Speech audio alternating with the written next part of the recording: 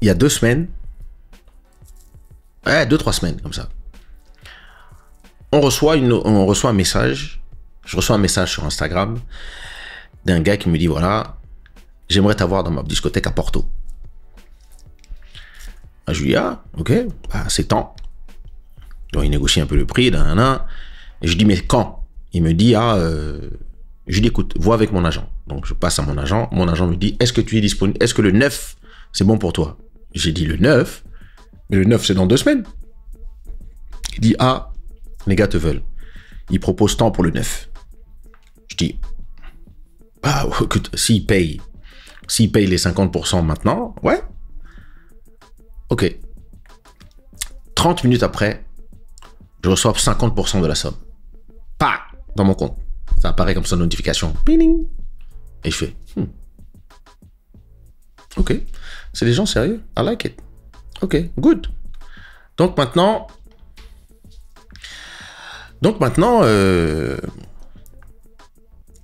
maintenant que j'ai les 50%, ils envoient aussi l'argent pour que j'achète mes propres billets de train. Puisque de Lisbonne à Porto, c'est 3 heures. Voilà, Charlie, de Lisbonne à Porto, c'est 2 heures, 2h30, 2h40. Et donc, il m'envoie donc 50% de l'argent, plus 200 balles pour pouvoir acheter mon billet et celui de mon DJ, et prendre le Uber quand on arrive directement pour aller à l'hôtel. Il nous envoie la réservation de l'hôtel, tout. Je dis, ok, des gens sérieux, cool. Ah, je vais sur le site internet de CP, qui est Comboios de Portugal, la compagnie des chemins de fer portugaise. Et donc, je prends mes billets. Donc, je prends des billets, première classe, Alpha Pendula, tranquille. Départ de Lisbonne, 19h. Comme ça, de 19h, on arrive là-bas à Porto pour 22h. Non. Si.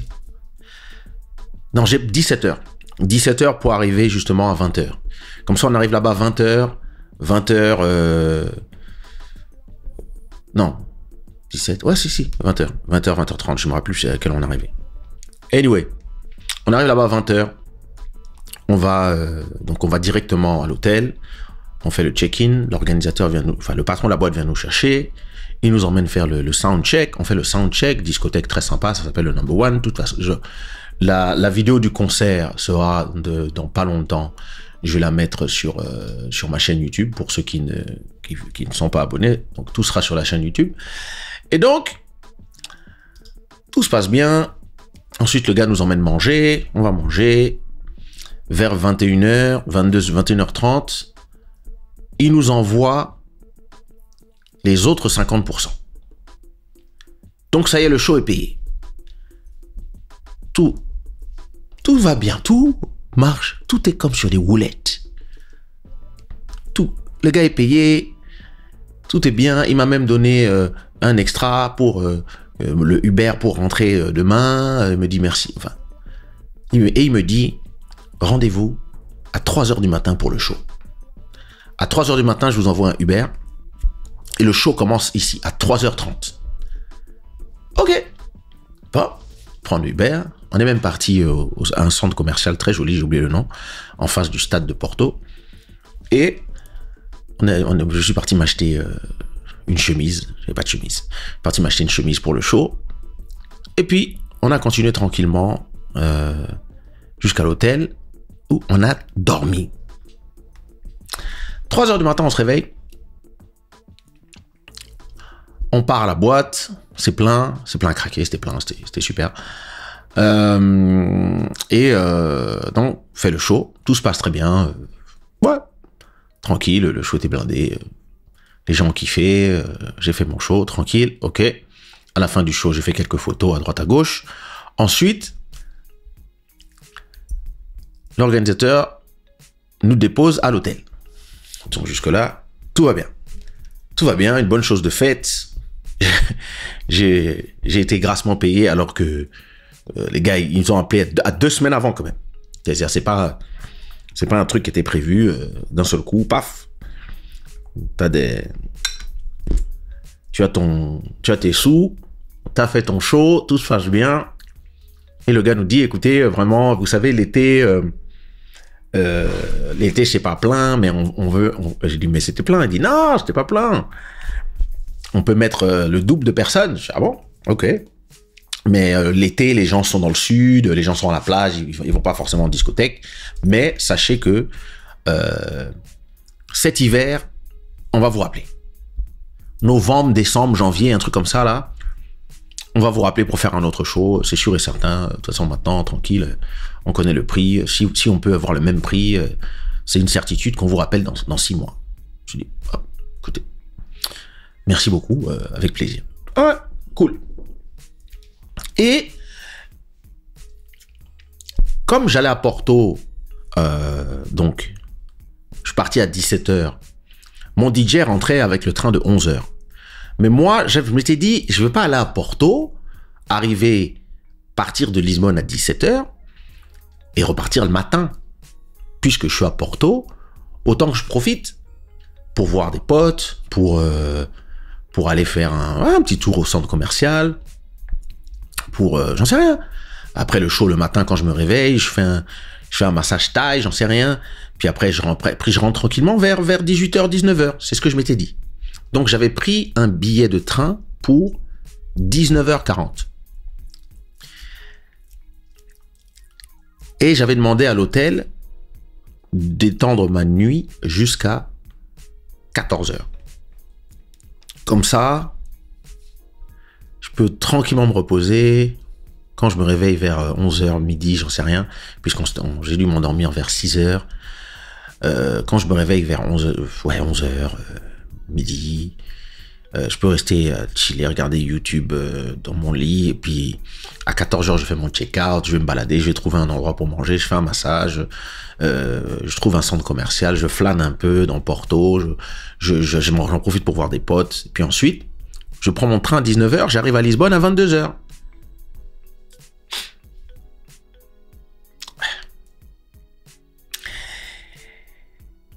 À 9h du matin, mes yeux se sont ouverts. Je me suis dit, oh. Donc j'ai refermé les yeux pour dormir. À 9h15, mes yeux sont ouverts encore. Donc j'ai refermé mes yeux. À 9h45, mes yeux sont encore ouverts. J'ai dit, mais oh, mais j'ai dormi que 3 heures. Dors, non? Bon, j'ai réussi à dormir jusqu'à 11h. Mais en fait, à partir de... Ouais. En fait, je dormais pas vraiment. J'étais en mode... Et en gros, j'ai regardé la télé jusqu'à 11h30 et je me suis dit, j'ai rien à faire. Je m'ennuie. Et je me suis dit, en fait, le seul gars que je connaissais à Porto n'était pas dispo. Un bon pote à moi, DJ, n'était pas dispo. Et je me disais, mais je connais qui à Porto? En fait, qu'est-ce que j'ai à faire ici, un dimanche? Et je me suis dit, j'ai rien à faire ici. Je me suis dit, je vais changer mon billet. Je vais changer mon billet. Je suis ici depuis... Bon, je suis ici depuis... moins de 24 heures, mais en fait, autant je rentre chez moi et que j'aille chiller chez moi, en fait. Donc, comme j'avais mon train à 19h40, je me suis dit, je vais essayer de voir si je trouve un endroit où je peux faire un massage thaïlandais. Comme ça, je continue à dormir pendant que je me fais masser. Je fais un massage d'1 heure. Et après mon massage, je vais à la gare et je demande à la gare, si j'arrive à la gare vers 15h, j'essaie de voir s'il n'y a pas un train qui part à 15h40, 16h. Et comme ça, ouais, j'arrive plutôt à la maison. Et ça me permettrait de faire mon live du dimanche. Club Chalet. Non, Hugues. Et donc, je trouve un truc de massage qui était très très bien d'ailleurs. Je trouve un truc de massage sur le net qui avait l'air d'être assez classe et tout. Hop, j'y vais, je fais un massage, bah, je vais à la gare. J'arrive à la gare et je leur montre ils me demandent ma carte d'identité pour pouvoir vérifier. Et je leur dis que j'ai acheté un billet électronique et que ce billet a est à 19h40 et que j'aimerais bien partir plus tôt. Et ils me disent, écoutez, il y a un train pour 15h40. Donc le Alpha Pendula. Mais ils me disent que la première classe est pleine. Donc si vous voulez un billet première classe, qui va avec le billet première classe que vous avez, c'est plein malheureusement. Ah, je fais zut. Et quand est le prochain? Il me dit à 17h40. C'est loin. Il n'est que, à ce moment-là, il n'est que 15h. Et je fais... Il me dit, sinon, il y a les trains IC, intercités, c'est-à-dire c'est ceux qui s'arrêtent à toutes les gares. Je dis, c'est quoi la différence? Il me dit, au lieu de faire 2h30 ou 2h40, vous ferez 3h. Je fais, ok, il part à quelle heure? Elle me dit, c'était une dame, elle me dit 15h45. Je fais, 15h45, ok, tranquille, de toute façon, je vais dormir dans le train, je vais regarder des films, j'ai déjà téléchargé mes trucs sur Netflix, all good. Alright. Donc, je demande de faire l'échange de ce billet. Donc, il me donne ce billet, il me rembourse les 7 € de différence, et je dis, ça va apparaître sur mon application. Elle me dit, non, c'est un billet papier. Ah, ok, bon. Donc, elle me donne le billet papier, je prends le billet, je reçois ça, une espèce de long truc, là.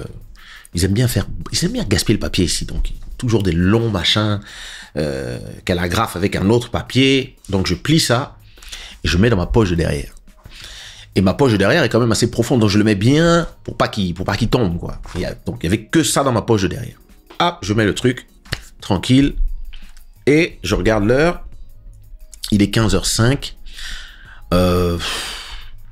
Et je me dis, bon, jusqu'à 15h45, ça fait 40 minutes, qu'est-ce que je vais faire?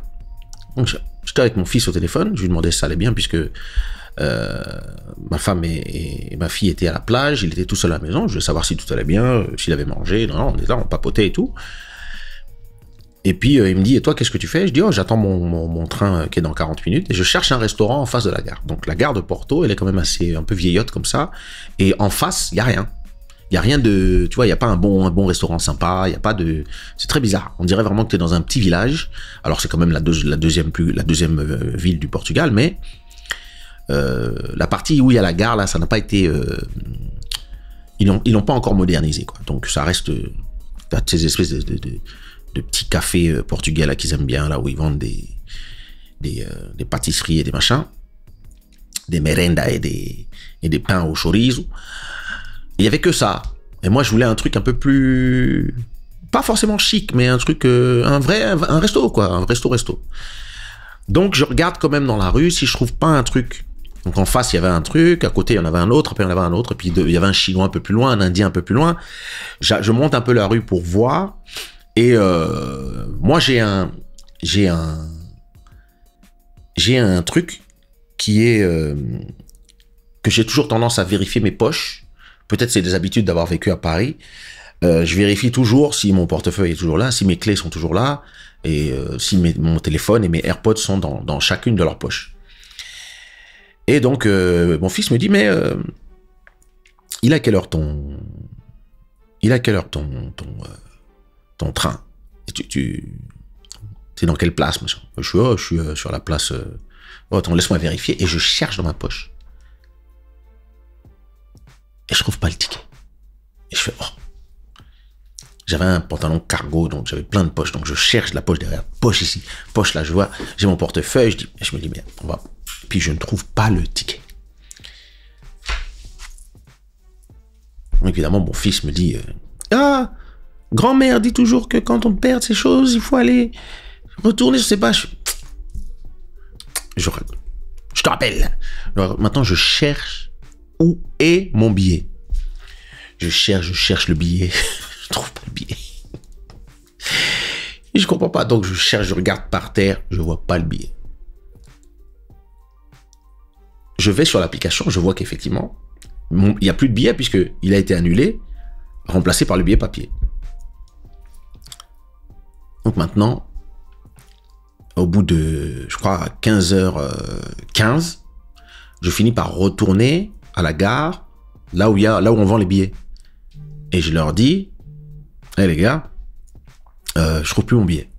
Ils me disent, mais comment ça? Je trouve plus mon billet. Ben, vous avez cherché, vous allez... Oui, j'ai cherché partout, je comprends pas, je le trouve pas. Ah, donnez-moi votre nom. Edouard Mokolo.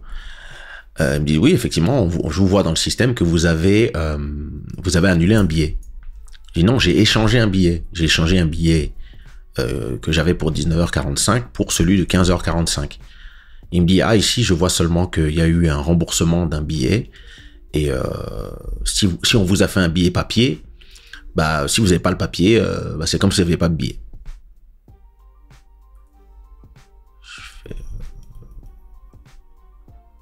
Mais ça fait pas de sens. Vous avez bien une vente quelque part, un truc avec ma carte bancaire. Enfin, j'en sais rien, un truc. Ah non, moi je peux rien faire. Je fais donc je dois faire quoi? Il dit bah vous devez racheter un billet. Il me dit mais vérifiez bien dans vos poches. Donc je vérifie encore dans mes poches partout. Je regarde dans les tirettes de mon sac. Rien, aucun billet. Donc je dis au gars, écoutez, il est 15h25. J'ai pas le temps de... Il reste plus que 20 minutes avant que le train parte. C'est pas grave, donnez-moi un nouveau billet. Donc le gars fait un nouveau billet et me demande de payer le prix d'un nouveau billet première classe. Et je lui dis, je me rappelle que ma place, c'était la 12, voiture 81. Si vous pouvez me donner la même place. Et il me répond, cette place est occupée. J'ai dit, bah oui, puisque c'est mon billet. Il dit, bah, cette place est donc occupée. Non, je peux vous donner une autre place. Je fais, putain. Ok, donnez-moi la place que vous voulez, c'est pas grave. Il me donne une place, il me donne un billet. Je reprends le billet, cette fois-ci, je le mets bien dans la poche de devant mon sac.